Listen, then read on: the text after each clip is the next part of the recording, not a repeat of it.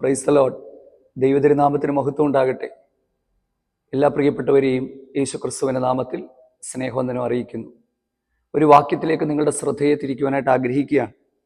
അപ്പോസ്തലനായ പൗലോസ് കൊരിന്ത്യർക്ക് എഴുതിയ 2-ാം ലേഖനം 1-ാം അധ്യായം അതിൻ്റെ 10-ാമത്തെ വാക്യം.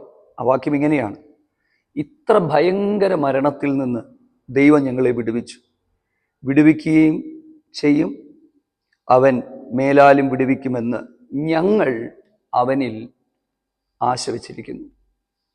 ഭയങ്കര മരണത്തിൽ നിന്ന് വിടുവിച്ചു എന്നല്ല, വിടുവിക്കും, മേലാലും വിടുവിക്കും. ഈ വാക്യങ്ങളിൽ നിന്ന് ഈ വാക്കിൻ്റെ അന്തസ്സത്തെ എന്താണ്? ഭയങ്കരമായ കഷ്ടതകളിലൂടെയും പ്രയാസങ്ങളിലൂടെയും ഒക്കെ കടന്നു പോകുന്ന ചില പ്രിയപ്പെട്ടവർക്ക് ആശ്വാസം നൽകുവാനായിട്ട് ദൈവത്തിൻ്റെ പരിശുദ്ധാത്മാവ് എൻ്റെ ഹൃദയത്തിൽ നൽകി തന്ന ഒരു സന്ദേശം നിങ്ങളുമായിട്ട് പങ്കുവെക്കുവാനായിട്ട് ആഗ്രഹിക്കുകയാണ്. കഴിഞ്ഞ ദിവസങ്ങളിൽ ഇവിടെ നടന്ന 7 ദിവസത്തെ ഉപവാസ പ്രാർത്ഥനയിൽ ഞങ്ങൾ പ്രാർത്ഥിക്കാം എന്ന് പറഞ്ഞ് നമ്മുടെ ഈ ചാനലിൽ തന്നെ നമ്മൾ മെസ്സേജുകൾ കൊടുത്തിരുന്നു. അത് കേട്ട് ഒത്തിരി പ്രിയപ്പെട്ടവർ വിവിധ സ്ഥലങ്ങളിൽ നിന്ന് വിളിക്കുകയും അവരുടെ സങ്കടങ്ങളും വേദനകളും ഒക്കെ പങ്കുവെക്കുകയൊക്കെ ചെയ്തു. ആ സങ്കടങ്ങളും വേദനകളും കഷ്ടതകളും ഒക്കെ കേട്ടപ്പോൾ സത്യത്തിൽ ചിലതെല്ലാം അതിശയോക്തിയല്ല, ഈറനണിഞ്ഞ കണ്ണുകളോടെയാണ് കേട്ടത്. ഇതൊരു പബ്ലിക് പ്ലാറ്റ്ഫോം ആയതുകൊണ്ട്, വെളിപ്പെടുത്താൻ പറ്റാത്തതുകൊണ്ട് ചിലരൊക്കെ കടന്നു പോകുന്ന പ്രതിസന്ധികൾ വിവരണാതീതമാണ്. എത്ര കഠിനമായ പരിശോധനകളിലൂടെയും വേദനകളിലൂടെയും ജീവിതത്തിൻ്റെ പച്ചയായ അനുഭവങ്ങളിലൂടെയും കടന്നു പോകുന്ന പ്രിയപ്പെട്ടവർക്ക് വേണ്ടിയൊക്കെ ആത്മാർത്ഥമായിട്ട് പ്രാർത്ഥിക്കുന്നുണ്ട്. ദൈവസന്നിധിയിൽ ഓർത്ത് ആത്മാർത്ഥമായിട്ട് പ്രാർത്ഥിക്കുകയും അവരെ ഓർത്ത് സ്തോത്രം ചെയ്യുകയും ചെയ്യുന്നു. അവരുടെ എല്ലാ വിഷയങ്ങൾക്ക് കർത്താവ് വേഗത്തിൽ മറുപടി നൽകി തരുമെന്ന് പ്രതീക്ഷിക്കുന്നു. അതേ, ദൈവസന്നിധിയിൽ പ്രത്യാശ വെച്ചുകൊണ്ടിരിക്കുന്നു. ദൈവത്തിൻ്റെ പരിശുദ്ധാത്മാവ് നിങ്ങളുടെ വിഷയങ്ങൾക്ക് വേഗത്തിൽ മറുപടി തന്ന് ദൈവം നമ്മളെ സഹായിക്കട്ടെ. ഈ വായിച്ച വാക്യത്തിൻ്റെ അകത്തുനിന്ന് ചില ചിന്തകൾ ദൈവവചനത്തിൻ്റെ ധ്യാനത്തിലൂടെയും പ്രാർത്ഥനയിലൂടെയും നമുക്ക് കേട്ട് നമ്മുടെ ആത്മീക ജീവിതത്തിന് അനുഗ്രഹവും വിടുതലുമായി തീരട്ടെ. കൊരിന്ത്യയിലുള്ള വിശ്വാസികൾക്ക് അപ്പോസ്തലനായ പൗലോസ് ഈ വാക്കുകൾ എഴുതുമ്പോൾ നിങ്ങൾ 1-ാം അധ്യായം 3 മുതൽ 11 വരെയുള്ള വാക്യങ്ങൾ മനസ്സിരുത്തി ഒന്ന് വായിക്കണം. വളരെ ശ്രദ്ധാപൂർവം ഏത് വ്യക്തിയും വായിക്കണം. ഈ വായിക്കുമ്പോൾ കഠിനമായ പരിശോധനകളിലൂടെ കടന്നുപോയി, വിവരണാതീതമായ കഷ്ടതകളിലൂടെ കടന്നുപോയി. ചില സമയങ്ങളിൽ നമ്മളൊക്കെ ഇത്തരത്തിലുള്ള സാഹചര്യത്തിലൂടെ കടന്നു പോകുന്നവരാണ്. വാക്കുകൾ കൊണ്ട് വിവരിക്കുവാൻ കഴിയാത്ത തരത്തിലുള്ള വലിയ പ്രതിസന്ധികൾ. എന്തുകൊണ്ട് ദൈവഭക്തന്മാരുടെ ജീവിതത്തിൽ ഇത്തരത്തിലുള്ള പ്രതിസന്ധികൾ വരുന്നു? ഈ പ്രതിസന്ധികൾക്കകത്ത് നാം ചെയ്യേണ്ടുന്ന കാര്യങ്ങൾ എന്താ? ഈ പ്രശ്നങ്ങളുടെ അവസാനം എന്തായിത്തീരും എന്നുള്ള കാര്യങ്ങളെല്ലാം വചനത്തിലൂടെ ദൈവാത്മാവ് നമുക്ക് അറിവ് നൽകി തരുന്നുണ്ട്. ഞാൻ പറയാം, കഷ്ടതയെക്കുറിച്ച് മാത്രം വിവരണം തരുന്നൊരു പുസ്തകമല്ല വിശുദ്ധ വേദപുസ്തകം.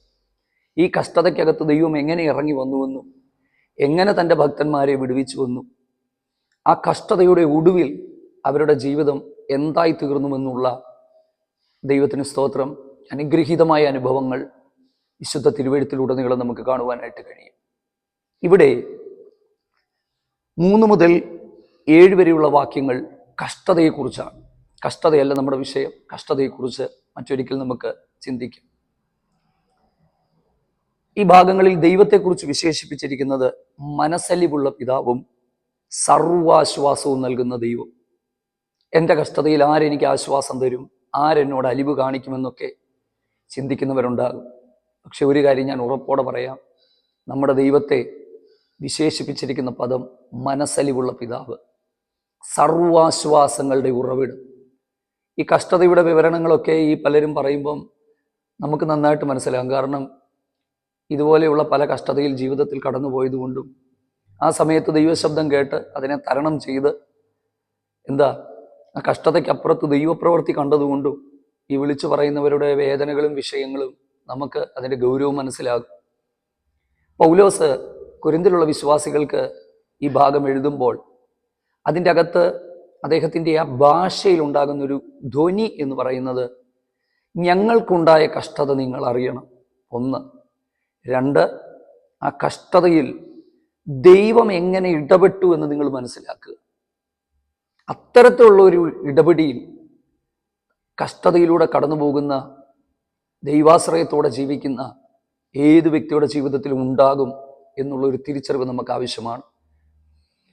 കഷ്ടങ്ങൾ ഞങ്ങളിൽ പെരുകുമ്പോൾ ആശ്വാസവും ഞങ്ങളിൽ പെരുകുന്നു. മനസ്സിലാക്കുക, കഷ്ടതയ്ക്കകത്ത് ആശ്വസിപ്പിക്കുന്ന ഒരു ദൈവമുണ്ട്. ലോകമനുഷ്യന്റെ കഷ്ടതയും വേദനയും നമ്മൾ ചിന്തിക്കും നമുക്ക് മാത്രം, അല്ലെങ്കിൽ ദൈവഭക്തന് മാത്രമേ ഉള്ളൂ കഷ്ടതയെന്ന്. തെറ്റായ ധാരണയാണ്. ലോകത്തിലെ മനുഷ്യരോട് നിങ്ങൾ ചോദിച്ചു നോക്കുക, ഇതിനേക്കാൾ എത്രയോ മടങ്ങ് കഷ്ടതകളിലൂടെ ചിലർ കടന്നു പോകുന്നു. പക്ഷെ ആ കഷ്ടതയും ഈ കഷ്ടതയും തമ്മിലുള്ള വ്യത്യാസം, ഇവിടെ ആശ്വാസം തരുന്നൊരു ദൈവമുണ്ട്. കഷ്ടങ്ങൾ പെരുകുമ്പോൾ ആശ്വാസവും പെരുകുന്നു. 2, ഈ കഷ്ടത കാരണമായി യാതൊരു കഷ്ടത്തിലുള്ളവരെ ആശ്വസിപ്പിക്കാൻ ഞങ്ങൾ പ്രാപ്തരാകുന്നു. എൻ്റെ പ്രിയപ്പെട്ടവരെ, ചില സമയങ്ങളിൽ ദൈവം നമ്മളെ ചില സാഹചര്യങ്ങളിൽ കടത്തിവിടുന്നത്, നാളുകളിൽ സമാനമായ സാഹചര്യങ്ങളിലൂടെ കടന്നു പോകുന്ന ചിലർക്ക് ആശ്വാസവും അവർക്ക് ചില സമാധാനത്തിൻ്റെ വാക്കുകളും നൽകി കൊടുക്കാനാണ്. അതിനാണ് ദൈവം നമ്മളെ ശക്തീകരിക്കുന്നത്. ഈ കഷ്ടത ഒരിക്കലും നമ്മളെ തകർക്കാനോ നമ്മുടെ ജീവിതത്തെ ഉടയ്ക്കാനോ പരിപൂർണമായി ഇല്ലാതാക്കാനോ അല്ല. വേദപുസ്തകത്തിൽ കഷ്ടതയിലൂടെ കടന്നുപോയിട്ടുള്ള ഏത് വ്യക്തികളുടെ ജീവിതം നാം പരിശോധിച്ചാലും കഷ്ടതയുടെ ഒടുവിൽ ദൈവം അവരെ വിടുവിച്ചിട്ടുണ്ട്. ഇയ്യോബ് തൻ്റെ കഷ്ടതയുടെ ഒടുവിലാണ് ദൈവത്തെ മുഖാമുഖം കാണുന്നത്. ഇയ്യോബിൻ്റെ വാക്കുകൾ, ഞാൻ അങ്ങയെക്കുറിച്ചൊരു കേൾവി മാത്രമേ കേട്ടിട്ടുള്ളൂ, ഇപ്പോൾ ഞാൻ അങ്ങയെ കാണുകയാണ്. നോക്കുക, ആ കഷ്ടതയുടെ ഒടുവിൽ താൻ ആ ദൈവത്തെ കണ്ടെത്തി എന്നുള്ളതാണ്. അതുകൊണ്ട് ഒരു ദൈവഭക്തന്റെ ജീവിതത്തിൽ വരുന്ന കഷ്ടതകളിൽ ആശ്വാസം തരുന്നൊരു ദൈവമുണ്ട്. മനസ്സലിവോടെ നമ്മെ കാണുന്ന ഒരു ദൈവമുണ്ട്. എനിക്കറിയാം, ഒത്തിരി പ്രിയപ്പെട്ടവർ കഠിനമായ കഷ്ടതകളിലൂടെയും വേദനകളിലൂടെയും നിങ്ങൾ കടന്നു പോകുമ്പോഴും ആര് എനിക്കൊരാശ്വാസം തരും, ആര് എന്നെ ഒന്ന് കരുതും എന്ന്, എൻ്റെ ഈ ജീവിതത്തിൻ്റെ ഈ അധ്വാനം, ഈ കഷ്ടതകൾ എന്ന് തീരും എന്നൊക്കെ ചിന്തിക്കുമ്പോഴും ദൈവത്തിൻ്റെ പരിശുദ്ധാത്മാവിൽ വചനത്തിൽ ആശ്രയിച്ചുകൊണ്ട് ഞാൻ പറയാം, ആശ്വാസം നൽകുന്നൊരു ദൈവമുണ്ട്. ആ കഷ്ടതയ്ക്കകത്ത് നിങ്ങളെ പിരിഞ്ഞിരിക്കുന്നൊരു ദൈവമല്ല, സമീപത്ത് അവിടുന്ന് ഉണ്ട്. ചില സമയത്ത് നാം തിരിച്ചറിയുന്നില്ല എന്ന് മാത്രമേ ഉള്ളൂ. 8-ാമത്തെ വാക്യം, ആസ്യയിലുണ്ടായ കഷ്ടം നിങ്ങൾ അറിയാതിരിക്കരുത്. അപ്പോസ്തലപ്രവൃത്തി 19-ാം അധ്യായം വായിച്ചു നോക്കുക. ആസ്യയിലെ കഷ്ടം എത്ര വലിയതായിരുന്നു. പൗലോസിനെ എന്താ പറയുന്നത്, വിസ്തരിക്കത്തക്ക നിലയിൽ പിടിച്ചുകൊണ്ടുവന്ന ഒരു വലിയ പ്രതിസന്ധി അവിടെ എഴുതിയിട്ടുണ്ട്. എഫസോസിൽ വെച്ച് ഞാൻ മൃഗയുദ്ധം ചെയ്തു എന്ന് പൗലോസ് പറയുന്നുണ്ട്. ആ കഷ്ടത എന്താണെന്ന് ഇവിടെ വിവരിച്ചിട്ടില്ലെങ്കിലും ആ കഷ്ടതയെ പൗലോസ് പറയുന്നത് ഭയങ്കരമായ മരണം എന്നാണ്. ഭയങ്കര മരണം. ജീവനോടിരിക്കുമോ എന്ന് നിരാശ തോന്നുമാറ് ശക്തിക്ക് മീതെ അത്യന്തം ഭാരപ്പെട്ടു. എന്താണ് ഈ വാക്കുകളുടെ അർത്ഥം എന്ന് പറഞ്ഞാൽ, ഈ കഷ്ടതയ്ക്കപ്പുറത്ത് ഇനി ഒരിക്കലും ഞാൻ ജീവനോടെ ഇരിക്കത്തില്ല. ഞങ്ങളുടെ ജീവിതം ഇവിടെ കൊണ്ട് അവസാനിച്ചു. ദൈവം വിളിച്ച ശുശ്രൂഷ തീർന്നു. സകലതും തീരാൻ പോവുകയാണ്. അതിൻ്റെ പരിസമാപ്തിയിലേക്ക് എത്തുകയാണ് എന്നുള്ള ഒരു പ്രത്യേക സാഹചര്യത്തിലേക്ക് എത്തി. ആരാണിത് പറഞ്ഞത്? ചെറിയൊരാളുമല്ല. ദൈവവിളി കേട്ടിറങ്ങി സുവിശേഷത്തിന് വേണ്ടി ഭൂഖണ്ഡങ്ങൾ യാത്ര ചെയ്ത അപ്പോസ്തലനായ പൗലോസിന്റെ വാക്കുകളാണ്. ജീവനോടെ ഇരിക്കുമോ എന്നുപോലും നിരാശ തോന്നുമാറ്. ശരിയല്ലേ? ചില കഷ്ടതകൾ നാം ഇനി ജീവിച്ചിരിക്കും എന്നുപോലും ചിന്തിക്കുവാൻ കഴിയാത്ത പ്രതിസന്ധികൾ നമ്മുടെ മുൻപിൽ വരുമ്പോൾ ശക്തിക്ക് മീതെ അത്യന്തം ഭാരപ്പെട്ടു. എന്താണ് ആ വാക്കിന്റെ അർത്ഥം? ശക്തിക്ക് മീതെ. ഞാൻ പറയാം, നമുക്കൊക്കെ ചില പരിധിയുണ്ട്. നമ്മൾ എത്ര ഉറപ്പുള്ളവരാണെന്നെങ്കിലും മാനസികമായ ധൈര്യമുള്ളവരാണെങ്കിലും ഏത് പ്രതിസന്ധിയെ നേരിടാനും തരണം ചെയ്യാനും കരുത്തുള്ളവരെന്ന് നമ്മൾ തോന്നിയാലും നമുക്കൊക്കെ ചില പരിധികളുണ്ട്, പരിമിതികളുണ്ട്. ചില പ്രതിസന്ധികൾ ആ പരിധിക്കും അപ്പുറത്തുയർന്നു വരുന്ന ചില കാര്യങ്ങളുണ്ട്. ഉറക്കം പോലും നഷ്ടപ്പെടുന്ന അവസ്ഥകൾ, നിരാശയുടെ പടുകുഴിയിലേക്ക് നാം വീഴുന്നുവെന്ന് തോന്നുന്ന അവസ്ഥകൾ. ഏലിയാവിനെ പോലെയുള്ളവർ എന്താ പറയുന്നത്? ചൂരച്ചെടിയുടെ ചോട്ടിൽ കിടന്നുകൊണ്ട്, യഹോവേ, ഞാൻ എൻ്റെ പിതാക്കന്മാരെക്കാൾ ഒട്ടും നല്ലവനല്ല, എൻ്റെ ജീവനെ എടുത്തുകൊള്ളണമേ എന്ന് പറഞ്ഞ ഏലിയാവിൻ്റെ വാക്കുകൾ ശ്രദ്ധിച്ചിട്ടുണ്ടോ? ശക്തനായ ശുശ്രൂഷകനായ ഏലിയാവിൻ്റെ വാക്കുകളാണെങ്കിൽ സാധാരണക്കാരായ നമ്മളെപ്പോലെയുള്ളവരുടെ മുമ്പിൽ ഒരുപക്ഷെ ഉയർന്നു വരുന്ന കാറ്റുകളും കൂളുകളും പിശാച് ഉയർത്തിക്കൊണ്ടുവരുന്ന പ്രതിസന്ധികൾ, ലോകം ഒരു ദൈവഭക്തന്റെ മുമ്പിൽ മല പോലെ തീർക്കുന്ന ചില പ്രതിസന്ധികൾ, ഈ പ്രതിസന്ധികളെ എങ്ങനെ തരണം ചെയ്യുമെന്ന്, ഇനി എനിക്കൊരിക്കലും അതിൻ്റെ അപ്പുറത്തേക്ക് എത്തിച്ചേരുവാൻ കഴിയത്തില്ലെന്ന് മനസ്സിൻ്റെ അകത്ത് ആമേൻ സ്തോത്രം ചിന്തിക്കുന്ന ചില സാഹചര്യങ്ങളിൽ ഭാരപ്പെട്ടിരിക്കുമ്പോൾ 9-ാമത്തെ വാക്യത്തിൽ എഴുതിയിരിക്കുകയാണ്, മരിച്ചവരെ ഉയർപ്പിക്കുന്ന ദൈവത്തിൽ ആശ്രയിക്കുവാൻ തക്കവണ്ണം ഉള്ളിൽ മരിക്കുമെന്ന് നിർണയിക്കേണ്ടി വന്നു. എന്ന് പറഞ്ഞാൽ മരണത്തെ മുഖാമുഖം കണ്ടു ഇല്ലേ? മരണത്തെ മുഖാമുഖം കണ്ടിട്ടുള്ള എത്രയോ സാഹചര്യങ്ങളുണ്ട്. ഞാൻ കണ്ടിട്ടുണ്ട് മരണത്തെ, ശുശ്രൂഷകളുമായി ബന്ധപ്പെട്ട് മരണത്തെ മുഖാമുഖം കണ്ട സാഹചര്യങ്ങളുണ്ട്. പക്ഷെ നമ്മൾ മനസ്സിലാക്കുക, മരണത്തിൽ നിന്നുള്ള നീക്കുപോക്കുകൾ ദൈവമായ യഹോവയാൽ വരുന്നു എന്നുള്ളതാണ്. അടുത്തത്, ഇത്ര ഭയങ്കര മരണത്തിൽ നിന്ന് ദൈവം ഞങ്ങളെ വിടുവിച്ചു.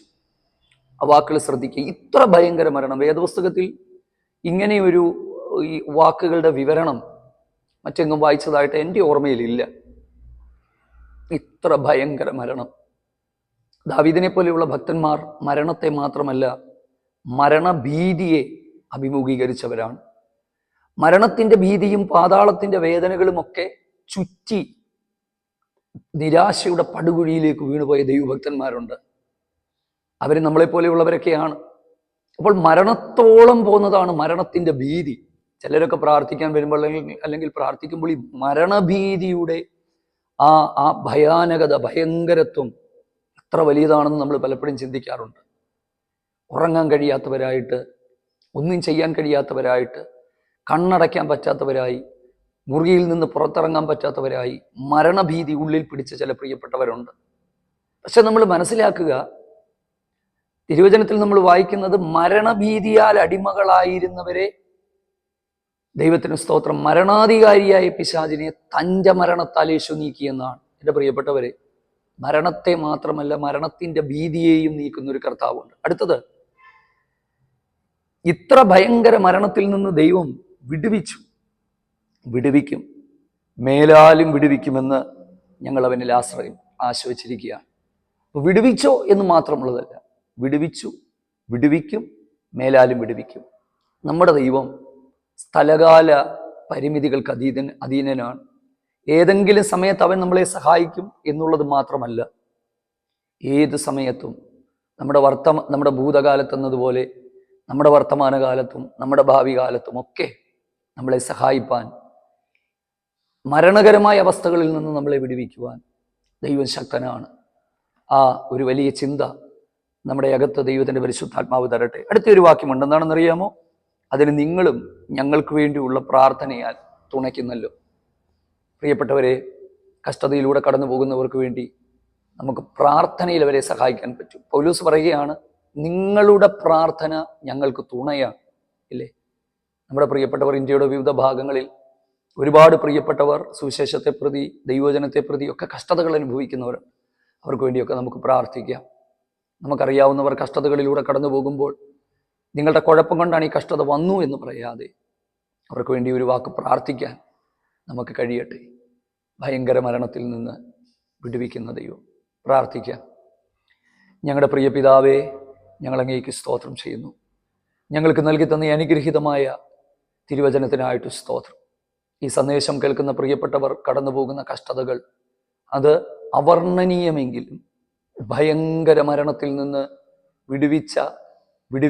വിടുവിക്കുവാൻ കഴിയുന്ന, കഷ്ടതകളിൽ ആശ്വാസം നൽകുന്ന, സർവാശ്വാസങ്ങളുടെ പിതാവെന്ന് ഞങ്ങൾക്ക് വിളിക്കുവാൻ കഴിയുന്ന, മനസ്സലിവുള്ള പിതാവെന്ന് ഞങ്ങൾക്ക് വിളിക്കുവാൻ കഴിയുന്ന നല്ല ദൈവത്തിൽ ഞങ്ങൾ ആശ്രയിക്കുന്നു. പ്രിയപ്പെട്ടവരുടെ ഹൃദയത്തിൻ്റെ അകത്തേക്ക് ദൈവിക ആശ്വാസം കർത്താവ് പകർന്നു കൊടുക്കണം. യേശുവിൻ നാമത്തിൽ തന്നെ ആമേൻ. ദൈവം നമ്മെ സഹായിക്കട്ടെ.